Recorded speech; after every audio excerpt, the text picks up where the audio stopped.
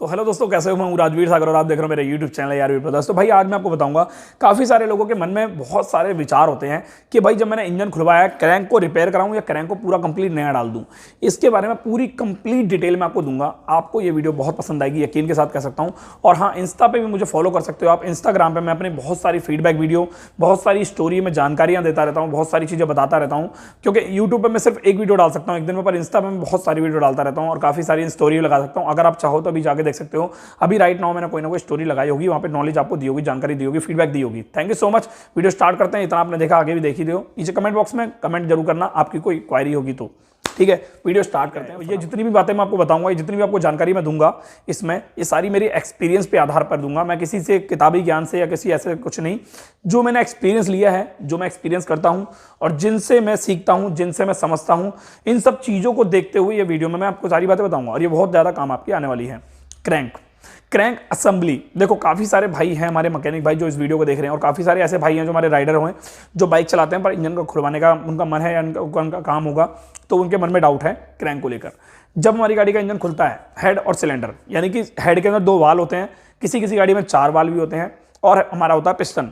देखो, हमारी गाड़ी जब धुआं दे जाती है, पिस्टन का काम मांगने लग जाती है। जैसे कि आपको पता ही है, हमारी गाड़ी जब रोड पे चल रही होती है और पिस्टन एकदम से बोल जाता है, धुआं दे जाती है, तो हमारे माइंड में ये मैसेज आ जाता है, यार मोटा खर्चा आ गया।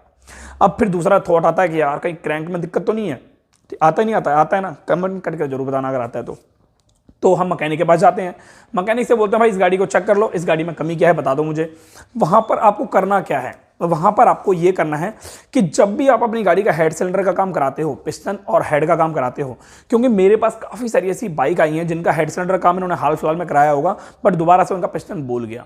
उसका रीजन सिर्फ एक था, वो है क्रैंक की क्रैंक। ठीक है, क्रैंक असेंबली, जिसमें हम पिस्टन चलता है। ठीक है, मैं बताऊंगा इस बारे में भी पूरी डिटेल।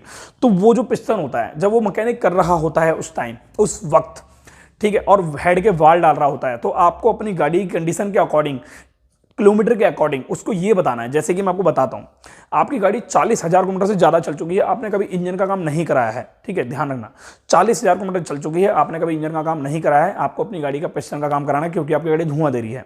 आपकी गाड़ी के इंजन की आवाज बिल्कुल ठीक है, बस धुआं दे रही है आपकी गाड़ी। आपने मैकेनिक के पास ले गए, मैकेनिक के पास जाके आपको सिर्फ एक बोलना है, भाई इस गाड़ी की क्रैंक में अगर प्ले हल्की सी भी हो ना, मतलब प्ले तो खैर होती है हल्की सी, बट अगर तुम्हें ज्यादा लगती है कि ज्यादा प्ले है, बहुत ज्यादा प्ले है, तो इसको कर देना, इसमें कोई जुगाड़बाजी मत करना। उसका रीजन सिर्फ एक होता है, क्योंकि जो पिस्टन होता है, पिस्टन वो क्रैंक के ऊपर चलता है। अगर हम किसी मकान को बना रहे हैं तो उसकी नींव बहुत ज्यादा कमजोर अगर होगी तो मकान ज्यादा दिन तक टिक नहीं पाता, वो गिर जाता है, बहुत जल्दी बिखर जाता है। तो हमें क्या करना है, उसके स्तंभ को बहुत बड़ा, बहुत मजबूत करना पड़ता है, किसी बिल्डिंग को, किसी मकान को। देखो, यही काम करती है क्रैंक। अगर क्रैंक में हल्की सी भी मजबूत नहीं होगी, बहुत बहुत ज्यादा लो होगी, वो बहुत ज्यादा डाउन होगी, तो आपका कितना भी महंगे से महंगा पिस्टन वो चला नहीं पाएगी, बहुत जल्दी गाड़ी आपकी धुआं दे जाएगी।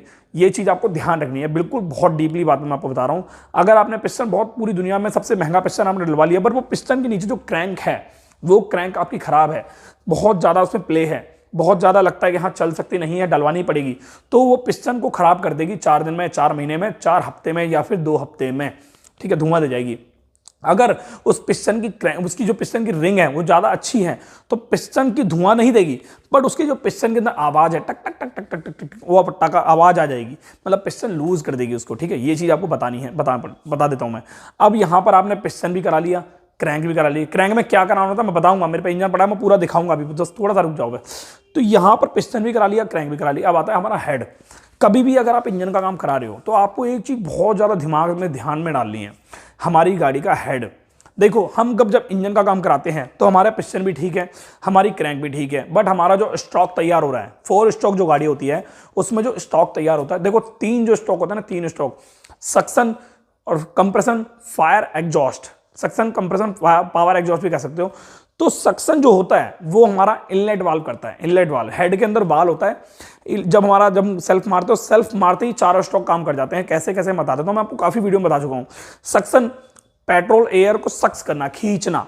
इनलेट वाल्व खुलता है, पेट्रोल एयर इनलेट वाल्व से अंदर जाती है, इनलेट वाल्व बंद हो जाता है, पिस्टन पे जाता है। पिस्टन आपने नया डलवा लिया है, क्रैंक का उसकी ठीक है, पिस्टन नीचे होता है उस टाइम जब वो उसके अंदर ऊपर जाता है मिक्सचर, वो मिक्सचर नीचे होता है।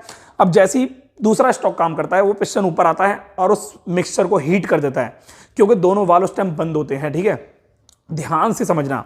अब यहाँ पर दोनों वाल्व बंद हो गए, पिस्टन आपका हीट कर दिया उस जो हमारा मिक्सचर उसको। अब यहाँ पे क्या होगा, तीसरा स्ट्रोक काम करेगा, सक्शन और कंप्रेशन हो गया, तीसरा स्ट्रोक काम करेगा पावर का यानी फायर का।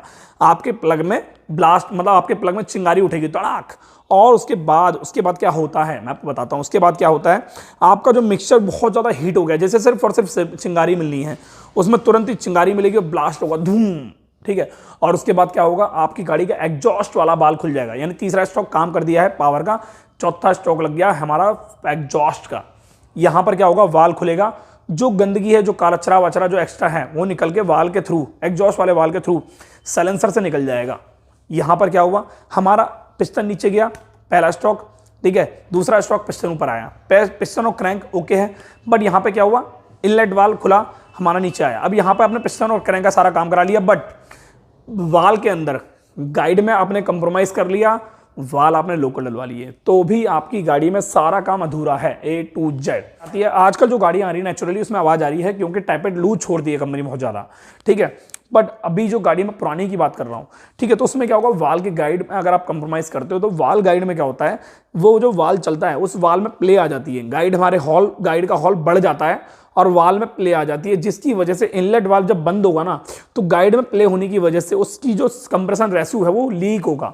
ब्लास्ट के बाद जो वैक्यूम प्रेशर बनता है वो पिस्टन को धक्का देता है नीचे की तरफ, और जो उसका वैक्यूम होता है उसके अकॉर्डिंग गाड़ी हमारी स्टार्ट हो जाती है।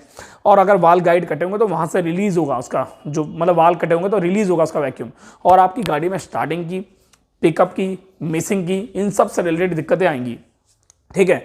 अब आपको क्रैंक में रिपेयरिंग करानी है या फिर क्रैंक को आपको ठीक पूरा कंप्लीट नया डलवाना है, तो ये चीज मैं आपको बता देता हूं। देखो, अगर आपके पास पल्सर 200 NS गाड़ी है, अगर आपके पास पल्सर 200 NS गाड़ी है, मैं आपको दिखाता हूं एक क्रैंक, अगर मेरे पे शायद पड़ी हो मैं आपको बाद में दिखाता हूं। एक पल्सर NS की अगर क्रैंक है तो आप कोशिश करना कि पूरी कंप्लीट क्रैंक नहीं डलवा लो, ठीक है। अगर आपके पास स्प्लेंडर है तो उसके अंदर कनेक्टिंग रॉड, उसकी पिन, उसके मैन बैरिंग, कभी भी कोई सी भी गाड़ी हो, चाहे हल्की हो चाहे भारी हो, उसके अंदर आपको मैन बैरिंग में कोई कंप्रोमाइज नहीं करने। अब आप सोच रहे हो कि प्रैक्टिकली आते हैं, भाई प्रैक्टिकली मैं आपको दिखाता हूं इंजन में आखिर मैं किसकी बात कर रहा हूं, ठीक है। फटाफट से मैं आपको प्रैक्टिकली एक गाड़ी का इंजन दिखाता हूं। दोस्तों ये है हमारा इंजन, मैंने सिर्फ इसका चैम्बर निकाल रखा है, गियर बक्सा निकाल रखा है, बट पूरा कंप्लीट हमारा हेड और सिलेंडर लगा हुआ है, प्लग भी लगा हुआ है। हम बात कर रहे थे क्रैंक के बारे में। देखो ये जो क्रैंक आप देख रहे हो इसके अंदर ये होते हैं मैन बैरिंग, ठीक है। अगर आपको लगता है आप अपनी गाड़ी का इंजन खुलवा रहे हो और जो आपका मैकेनिक है वो ये बोल रहा है, भैया मैकेनिक जो बोल रहा है भैया क्रैंक के बैरिंग जो है चल जाएंगे, आप टेंशन मत लो चला दो, बट आपको क्या बोलना है, भाई तो बैरिंग जो चला मत, वो एक काम कर नए डाल दे, इसके पैसे जो मैं दे दूंगा कोई दिक्कत नहीं है। देखो इन बैरिंग को आप चला दोगे ना तो आपकी 4 महीने बाद ये बैरिंग की वजह से इंजन के जो साउंड होता है उसमें बदलाव आ जाएगा, तो आपको कोई कंप्रोमाइज़ नहीं करना, क्योंकि ये बैरिंग की जो कीमत उतनी ज़्यादा नहीं होती, 200-250 में बैरिंग मिल जाते हैं एक बैरिंग, ठीक है। दोनों बैरिंग 450-500 के मिल जाते हैं, अलग अलग बाइक के अलग अलग जो है आवाज़ मतलब प्राइस होता है, ठीक है। ये चीज़ आपको ध्यान रखनी है, बैरिंग में कभी कंप्रोमाइज़ नहीं करना है। क्रैंक को पूरा डलवाना समझदारी नहीं होती, क्योंकि पूरी क्रैंक कभी खराब नहीं होती है। सिर्फ और सिर्फ होता क्या है मैं आपको बता देता हूँ। ये जो पिन आप देख रहे हो, ये वाली पिन, ये वाली जो पिन है, इस पिन को आपको नया डलवा देना है, और इसके अंदर आपको देखो नया आपको अपनी मर्जी से डिसीजन जब लेना, जब आपको लगता है मैकेनिक जो है मैं अपने हिसाब से चला रहा हूँ, मैकेनिक को मतलब क्रैंक को मैं खुद करा रहा हूँ अपने हिसाब से। अगर आप मैकेनिक अपने तरीके से करा रहे हो तो मैकेनिक के ऊपर छोड़ सकते हो, उससे सिर्फ इतना बोल देना आप कि भाई इसके अंदर कोई कंप्रोमाइज़ मत करना, क्रैंक में जो भी तुम्हें खराब लगे डलवा देना। क्रैंक में क्या क्या डलता है ये मैं आपको बता देता हूँ। अगर जो चीज़ मैं आपको बताऊंगा वो चीज़ आपने क्रैंक में डलवा ली तो समझ लेना आपकी गाड़ी की प्रॉब्लम सॉल्व हो चुकी है एकदम परफेक्ट। आपको क्रैंक के बैरिंग नहीं डलवाने हैं, ठीक है, आपको ये पिन नहीं डलवानी है, और इसके अलावा एक चीज़ और दिखा देता हूँ आपको मैं, ये दिख रही होगी, ये चीज़ दिख रही है, मैं कोई काम करता हूँ एक FZ गाड़ी का इंजन दिखा देता हूँ, उसमें कनेक्टिंग, इसको बोलते हैं हम कनेक्टिंग रॉड, ये हमारी कनेक्टिंग रॉड है, इसको कनेक्टिंग रॉड बोलते हैं। थोड़ा सा गंदा इंजन है, मैं आपको दूसरा दिखाता हूँ इंजन। और एक चीज़ और बता देता हूँ मैं आपको छोटी सी, पहले इसका इंजन दिखाता हूँ। FZ गाड़ी का इंजन है, इसकी गंदगी में मत जाना दोस्तों। ये थोड़ा सा इंजन मैंने निकाला है आपके लिए बड़ी मुश्किल से एक कबाड़े में से, और मैं आपको दिखाता हूँ। देखो ये हमारी है कनेक्टिंग रॉड, ये पूरी क्रैंक है, ठीक है, ये पूरी कंप्लीट क्रैंक है, ठीक है, निकाल नहीं रहा हूँ मैं। और ये हमारी कनेक्टिंग रॉड है, ये हमारी पिन है, और ये जो ऐसे करके ये मूवमेंट हो रही है, ठीक है, ये ऐसे करके जो मूवमेंट हो रही है, इसके अंदर एक रोलर बैरिंग होता है, एक रोलर बैरिंग, क्रैंक, पिन, ये 3-4 चीज़ें जो होती है नहीं डलवा लेना, आपकी गाड़ी की क्रैंक एक तरह से नहीं हो जाएगी।